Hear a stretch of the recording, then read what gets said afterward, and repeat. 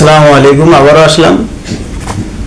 আমার এক ভাই কমেন্ট করছেন যে আপনারা খালি এই দিকে খালি মাসলা মাসাইল মানে আপনারা খবর ব্যাখ্যা করতেছেন, তাহলে স্বামী স্ত্রীর ভিতরে সমুদর মিলন অথবা মানে সুখের সংসার হওয়ার জন্য তারা মানে কি সিস্টেম কি করা যায়। তো ভাই আমার বন্ধুগণ, আমি তাকে বলার জন্য চাই যে আল্লাহ রাব্বুল আলামিন কোরআনের ভিতরে বলছেন, বিসমিল্লাহির রহমানির রহিম, হুন্না লিবাসুল্লাকুম ওয়া আনতুম লিবাসুল্লাহুন্না। আপনি হলেন স্বামীর গায়ের পোশাক, স্বামী হলো আপনার গায়ের পোশাক। তাহলে এই পোশাক আপনি কিরকম করে আপনি রাখবেন? যেরকম আপনার জামা একটা কালো দাগ বললে সাদা কাপড়ের ভিতরে ওই দাগটারে মিশানোর জন্য আপনি এদিকে ওদিকে দৌড়াদৌড়ি করেন, এটাকে ধুয়ে দেওয়া লাগে, সাফ করা লাগে। তদ্রূপ আপনারা মনে করবেন যে স্ত্রী ওরকম একটা বস্তু, যে আমার অন্তরের বস্তু। আমার আল্লাহ রাব্বুল আলামিন আমাকে এই স্ত্রীটাকে কিছু হাদিসের ভিতরে পাওয়া যায় যে বিশ্বনবী সাল্লাল্লাহু আলাইহি ওয়াসাল্লাম তিনি বলছেন যে একটা সরষা ক্ষেতের মতন, যেরকম সরষার ফুল ফুটলে খুব সুন্দর দেখা যায়, তদ্রূপ স্বামী স্ত্রীটা এইরকম একটা বস্তু, ক্ষেত। তাহলে আপনার ক্ষেত আপনি যেরকম ভাবে চান ওরকমই চাষ করবেন, কিন্তু ওর ভিতরে যে স্ত্রী এখন বর্তমান বেকার অথবা স্ত্রী বলে এখন এই বস্তুটা সহ্য করতে পারতেছে না, আপনারা ওই বস্তুটা করবেন না।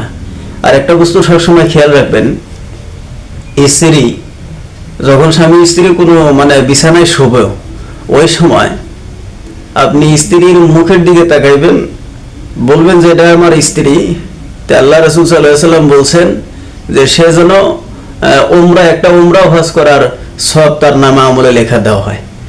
আর কোন স্ত্রী যদি স্বামীর মুখ দিকে তাকায় বলে যে এটা আমার স্বামী, তাহলে তার নাম আমলের ভিতরেও একটা উমরা সওয়াব মানে লেখা দেওয়া হয়। ভাই আমার, শুধু তাই নয়, আল্লাহ রাসূল আরো বলছেন যে স্বামী স্ত্রী যদি কোনো কাজের ভিতরে যায়, যদি অল্প কেসাল হয়েছে, আপনারা ভাগাভাগি হয়ে রয়েছেন, তো রাত্রে শোয়ার সময় আপনারা জানি এদিকে ওইদিকে ঘুরে জানি শোন না, ফাঁকি জায়গা মানে যতটুকু জায়গা খালি থাকে আল্লাহ রাসূল সাল্লাল্লাহু আলাইহি সাল্লাম বলছেন যে ওই জায়গাটার ভিতরে গজবের ফেরেশতা এসে নাজিল হয়। আর আল্লাহর তরফ থেকে আল্লাহ বলে যে তুমি তাদেরকে তাদের গুনাহ মানে 24 ঘন্টা লিখে থাকো।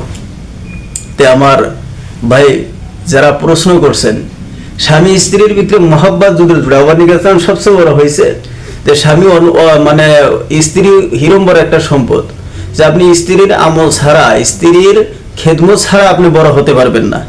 বহুত ইতিহাস আছে। তো স্ত্রী এরকম একটা বস্তু যে স্ত্রী আপনাকে সবসময় রান্না করে খিলায়, স্ত্রী আপনাকে সবসময় মানে দেখভাল করে, আপনার কাপড় চোপড় মানে ধুয়ে দেয়, আপনার ছেলে সন্তানকে মানুষ করে। এই জন্য স্ত্রীর অত্যন্ত বড় একটা সম্মান দেওয়া দরকার আপনার আমার।